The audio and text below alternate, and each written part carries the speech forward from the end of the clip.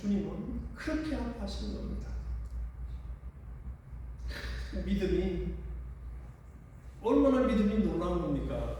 하나님을 움직이는 게 우리 믿음인데, 하나님을 감동시키는 게 우리의 믿음인데, 이 믿음이 없는 불신앙, 믿지 않는 것이 얼마나 주님을 아프게 하는지 모릅니다. 하나님이 아파하시는 것은 그들이 원망하고, 하나님을 원망하고 불평하고, 물론 그것도 인간들로서 하는 게 있어서 하나님이 생각하시는 바가 있겠죠. 그러나 하나님이 아파하시고 주님이 아파하시는 아픔은 우리의 불신앙 때문에 그래요. 불순종 때문에. 그래서 하나님의 아픈 마음을 우리가 10,000,000분의 1이라도 조금이라도 하나님을 기쁘시게 할 수 있는 것은 우리의 믿음이에요.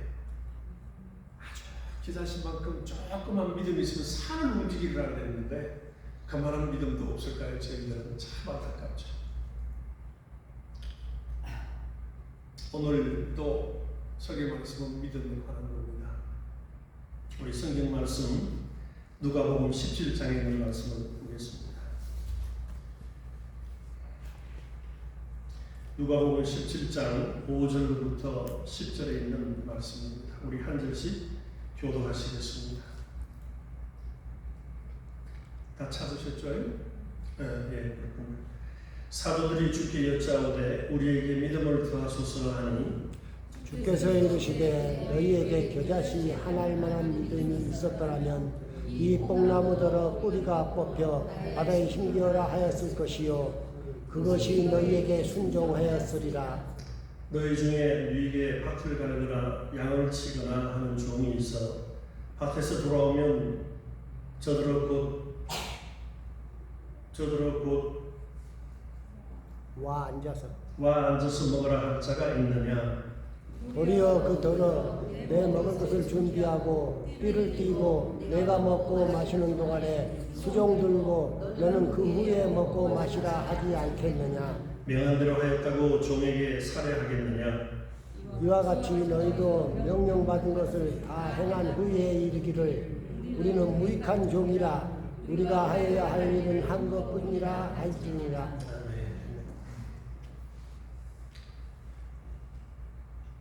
우리가 성경에 보면은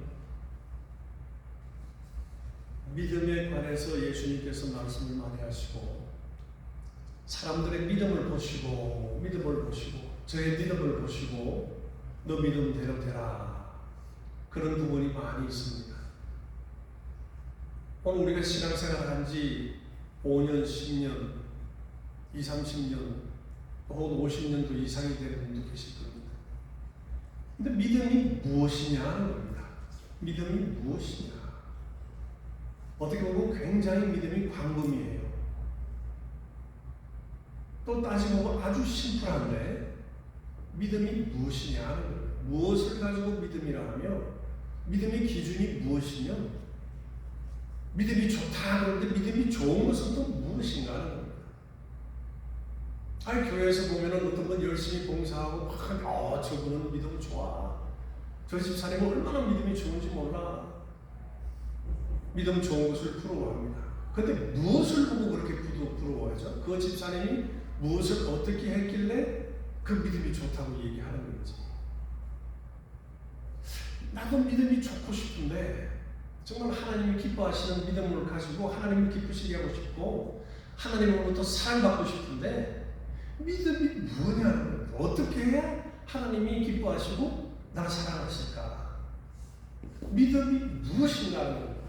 평생 우리가 예수 믿고 살아오면서 믿음 그렇게 얘기를 많이 들었는데 믿음이 뭐예요?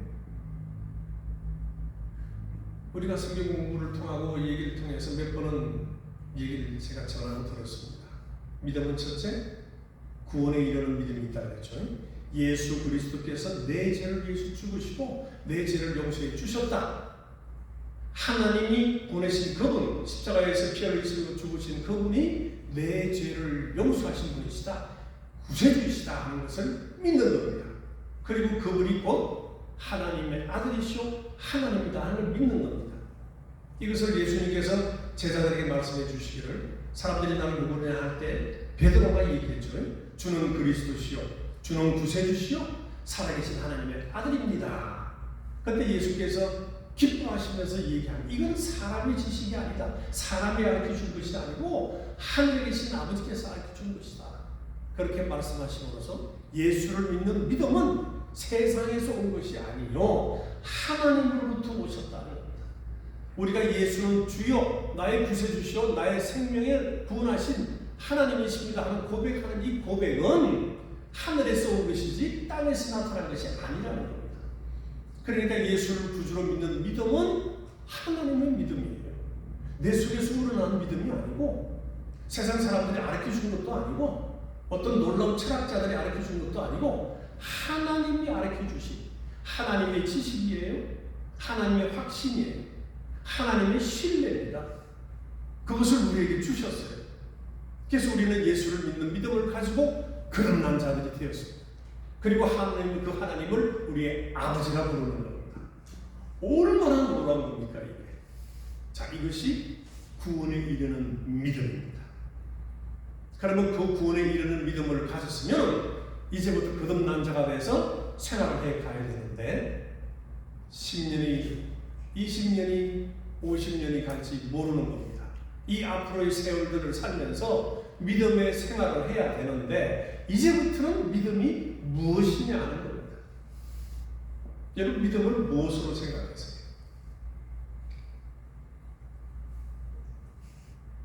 믿음.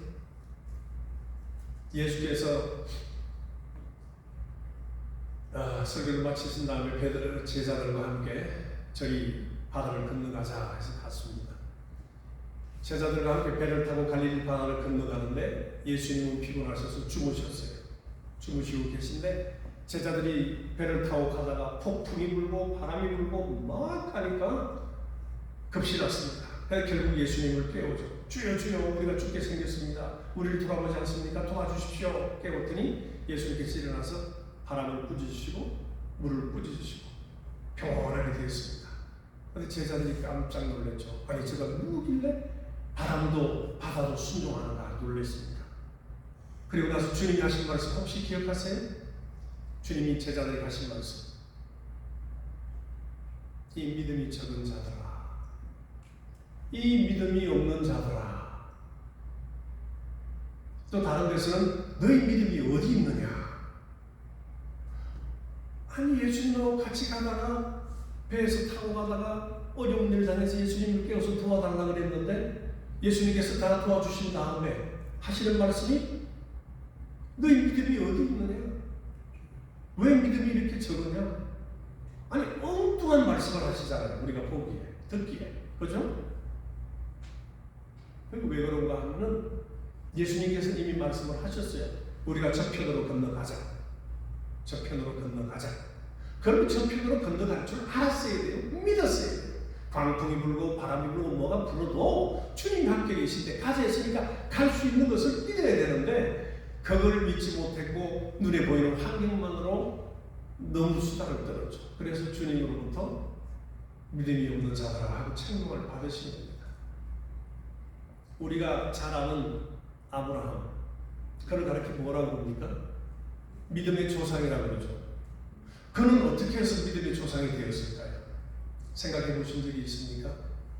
우리도 믿음을 생활하는데 하나님이 택한 그 한 자를, 한 사람을 가르쳐 결국은 믿음의 조상이라고 그러셨는데 그분은 뭐를 믿었죠? 어떻게 했길래 믿음의 조상이 되었을까요? 순종. 101%의 답입니다. 순종.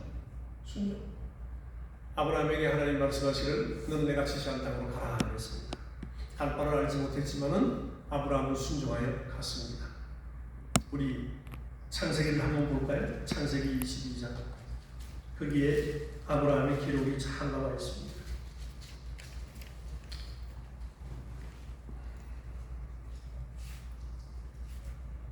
22장에 보면은 하나님이 아브라함을 시험코자 했습니다. 그래서 그가 100세에 낳은 아들을 나에게 번제로 바쳐라 그렇게 얘기했습니다. 그러자 아브라함은 스스럼없이 아들을 데리고 가서 번제를 드리려고 하는 겁니다. 그래서 아브라함이 아들을 데리고 갑니다.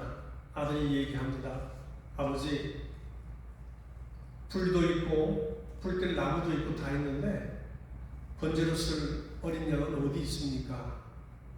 그럴 때 아브라함은 말하기를, 아브라, 하나님이 자기를 위해서 준비하시리라. 아들을 잡으라고 그랬는데 아들을 잡은 생각이 없어요. 주님이 준비하실 거다. 왜? 하나님이 약속을 주신 아들이기 때문에 죽여도 살릴 거라고 믿었고 그러지 않을 거라고 믿은 겁니다. 그래서 하나님은 자기를 위해서 준비하시리라. 그게 그 유명한 여호와 이레입니다. 여호와 이레. 하나님이 자기 자신을 위해서 준비하시리라. 그리고 가서 아들을 묶고 단에 올려서 나무를 펴고 위에 올려서 칼로 잡으려고 합니다. 얼마나 급했으면 하나님께서 하나님이 아브라함아, 아브라함아, 네 아들에 손대지 말아라. 내가 이제야 네가 내 말을 준행하는 것을 알았도다. 그리고서 얼마나 큰 복을 내립니까? 거기서 엄청나게 큰 복을 내리죠.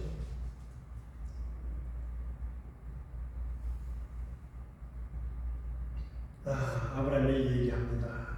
여호와께서 이르시기를 내가 나를 가리켜 맹세하노니, 하나님 자신을 가리켜서 맹세하기를, 내가 이같이 행하여 내 아들 내 독자를 아끼지 아니하였은즉 내가 너에게 큰 복을 주고 내 씨로 크게 성하여 하늘의 별과 같고 바닷가의 모래와 같게 하리니 내 씨가 그 돼지의 물을 얻으리라. 그렇습니다. 그 씨는 예수 그리스도를 가리키는 겁니다. 복의 근원이 되게 하셨고 믿음의 조장이 되게 하셨고 하나님이 큰 복을 내리셨는데 그 이유는 네가 내 말에 불순종하지 아니하고 내가 말한 것을 다 준행하였습니다 하는 겁니다. 순종하였습니다 하는 겁니다. 그러니까 아브라함의 믿음은 순종이에요. 다른 게 없었습니다. 하나님이 말씀하시면 그대로 순종하는 거였습니다. 아브라함이 천사들을 통해서 하나님을 만난 다음에 하나님께서 얘기했죠. 너에게 아들을 줄 것인데 그 아들이 네 본 자손이 그로부터 일어날 것이다 얘기했습니다. 그래서 아브라함이 그 말씀도 믿었어요. 사라의 금수도 끊어졌고 애를 가질래야 가질 수 없는 육체적인 조건이었지만 하나님께서 주신다, 아들을 가질 수 있다 했으니까 그것을 믿었습니다. 그때 하나님께서 하신 말씀은 내년 이맘때쯤 너에게 돌아오리니 너에게 아들이 있으리라 하고 약속하신 겁니다. 그래서 그 다음 그때쯤 돼서 임신 소식이 나고 애가 있는 걸 알았습니다. 아브라함은 엄청 기뻤어요. 자기의 씨가 생겼다는 게 기쁜 것이 아니라 거기에 숨겨진 이 얘기는 하나님이 내 자손에게 오셨다는 겁니다. 내가 너에게 오리니 아들이 있으리라. 그러니까 아들이 있는 것을 보니까 하나님이 우리 가정에 오셨다 이 말이에요. 내 가정에, 내 씨에, 내 자손들에게 오셨다 하는 겁니다. 그러므로 막 기뻐한 거죠. 아브라함이 자기의 씨도 기뻐하고 이삭을 인해서도 기뻐하고 하나님이 내 가정에, 내 후손에게 오셨다는 것, 내 씨에 오셨다는 것은 그렇게 기뻐한 겁니다. 좀 더 길게 할 수 있는데 권사님이 순종이라고 답을 맞춰버리는 바람에 설명할 게 없어져 버렸어요. 순종입니다. 하나님께서 이스라엘 민족들을 택하시고 그들에게 율법을 주셨죠. 율법은 순종하라, 지켜라, 지켜라, 지켜라 주신 겁니다.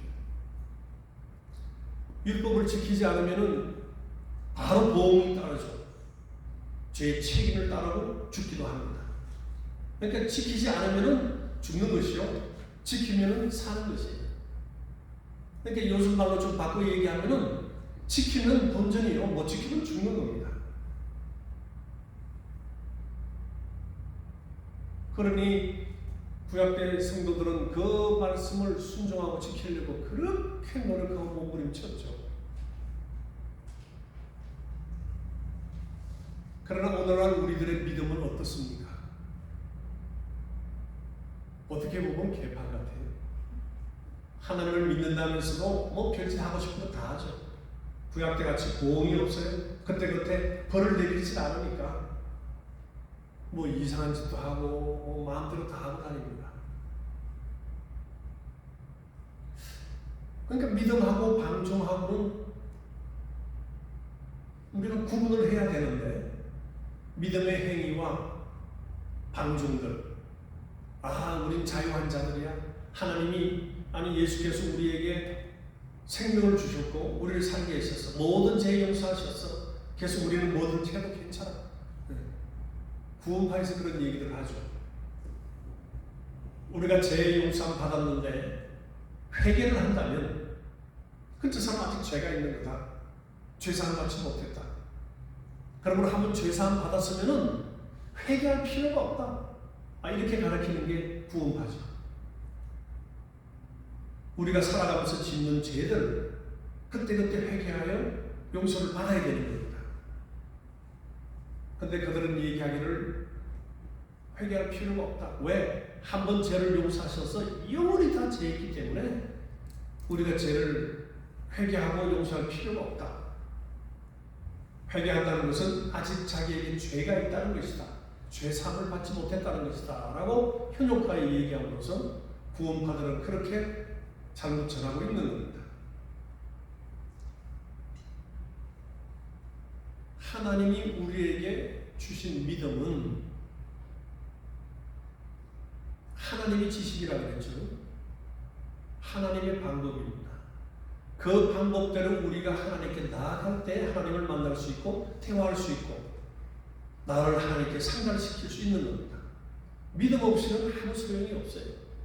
그러므로 히브리서에도 이 얘기하기를 하나님께 나아가는 자들은 그가 계신 것과 반드시 상 주시는 자이심을 믿어야 한다 그랬습니다. 우리 믿음 생활하는 중에 하나님 뭐 상은 필요 없고 그저 적당히 잘하고 그냥 편안하게 잘 살아서 천국 가면 되겠습니다 하는 사람들이 있죠. 그런 소리 들어보셨을 겁니다. 그러나 하나님이 원하시는 것은 그분이 반드시 계신다는 것. 그게 우리의 믿음 아닙니까? 우리가 행한 대로 상벌을 베푸신다는 것 알아야 돼요. 우리의 신앙생활에 어떻게 하느냐에 따라서 육체가 있는 이 기간 동안에 우리가 어떻게 생활하느냐에 따라서 하늘나라에서 주어지는 상벌은 엄청나게 달라질 수 있는 겁니다. 오직 육체가 있을 때만이 지금 나에게 주어진 신앙생활의 기회만이 하나님 앞에서 상급을 받을 수 있는 정말 칭찬받을 수 있는 것을 만들 수 있는 기회예요. 이것이 오늘날 우리가 살아가는 삶이요 신앙생활인 것입니다.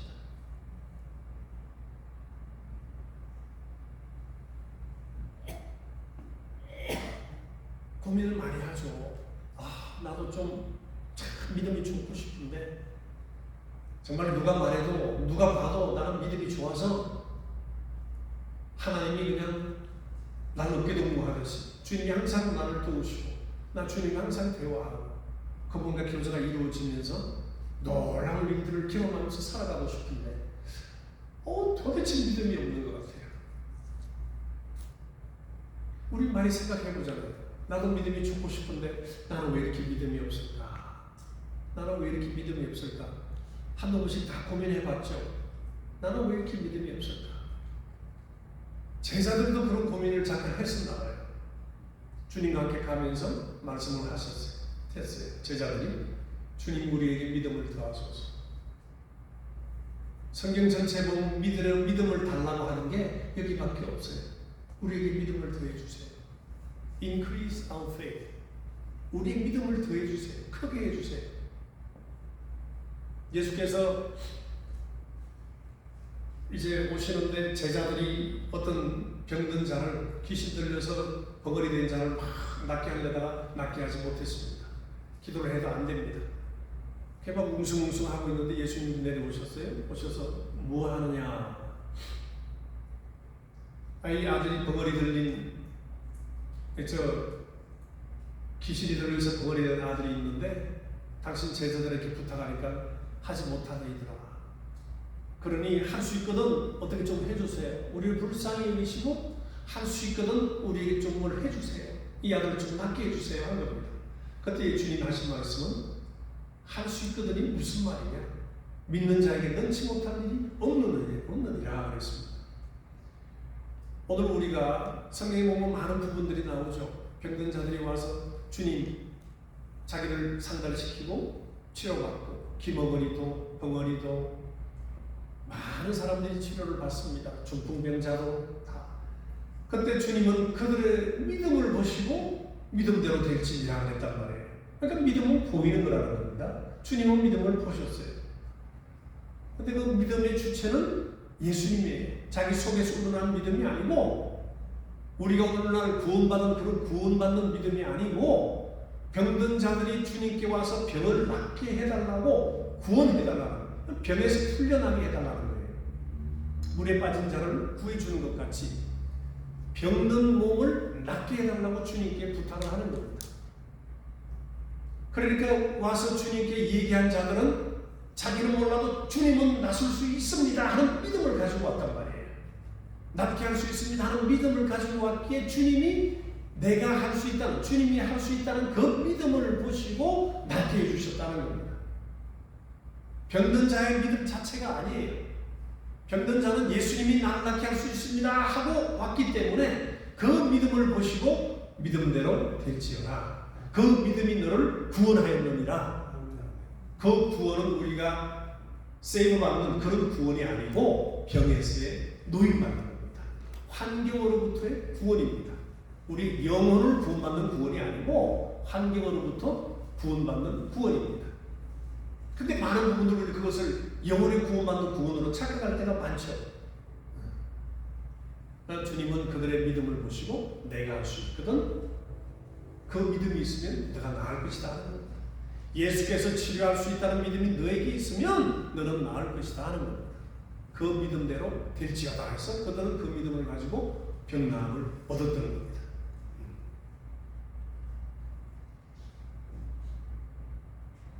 오늘날 우리의 믿음은 이적과 능력이 따르는 믿음이에요.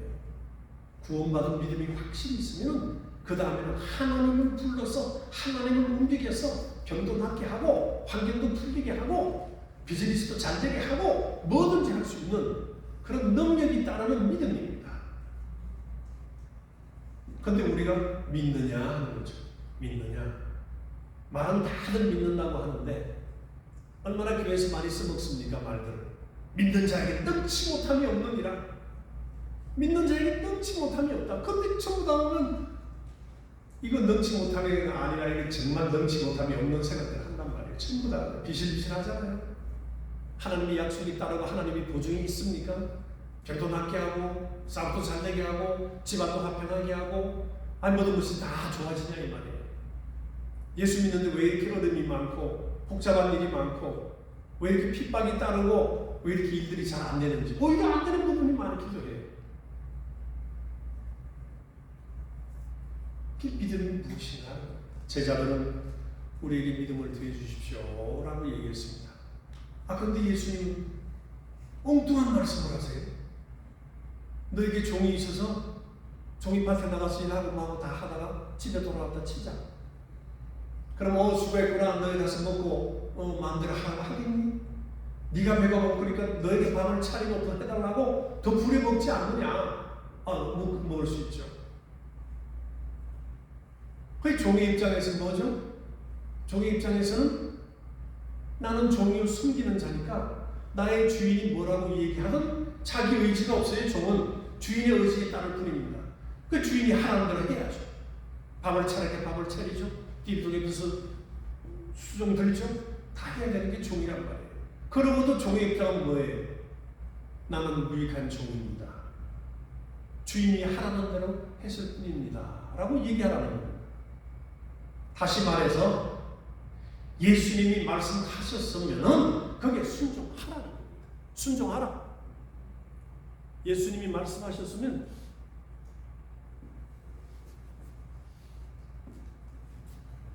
거기에 순종하라 하는 얘기죠.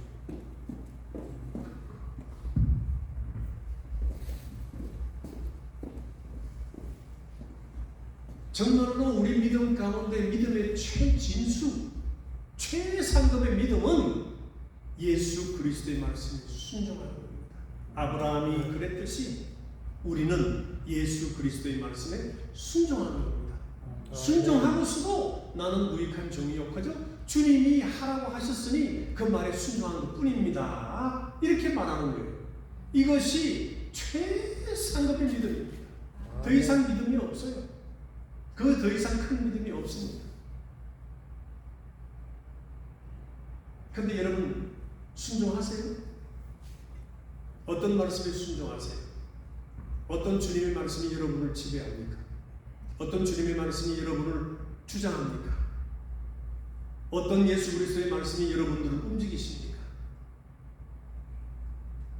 로마서에 보면은 하나님의 영이 있는 자는 육체에 있지 않고 영에 있다 그랬어요. 그리고서 하는 말이 예수 그리스도의 영이 없으면 그리스도의 사람이 아니라 그랬습니다. 예수 그리스도의 영이 없으면 예수 그리스도의 사람이 아니라.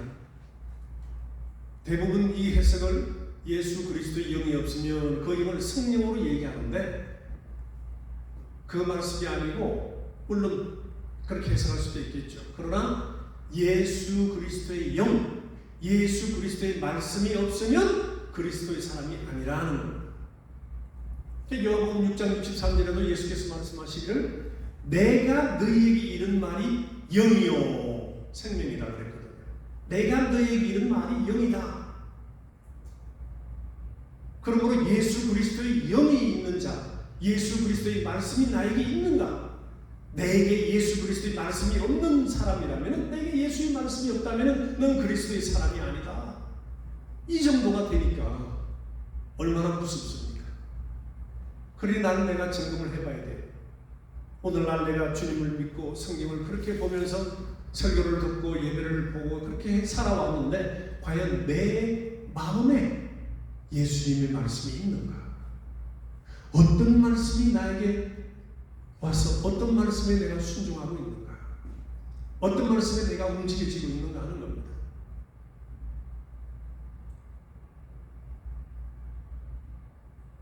우리가 신앙생활할 때 주님의 말씀을 들을 때 가장 잘하는 것은 주님의 말씀을 나에게 명령으로 받는 겁니다.